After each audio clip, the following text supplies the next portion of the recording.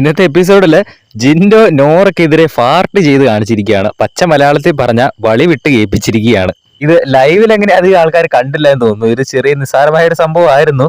അവിടെ അവരുടെ റൂമിൽ എല്ലാവരും കൂടെ ഇങ്ങനെ കൂടിയിരിക്കുകയാണ്. നോറയും സായിയും അഭിഷേകും നന്ദനയും ജിൻഡോയും കുറെ ആൾക്കാർ ഇങ്ങനെ അവരുടെ റൂമിൽ ഇങ്ങനെ ഇരിപ്പുണ്ട്. ആ ഒരു സമയത്ത് നോറ എന്തോ ജിൻഡോയോട് ഇങ്ങനെ തർക്കിച്ചുകൊണ്ടിരിക്കുകയാണ്. ഇങ്ങനെ ദേഷ്യപ്പെട്ടുകൊണ്ടിരിക്കുകയാണ്. ദേഷ്യപ്പെടുന്നതല്ല, ഇങ്ങനെ എന്തൊക്കെയോ കാര്യങ്ങൾ റൂഡായിട്ട് ചോദിച്ചുകൊണ്ടിരിക്കുകയാണ്.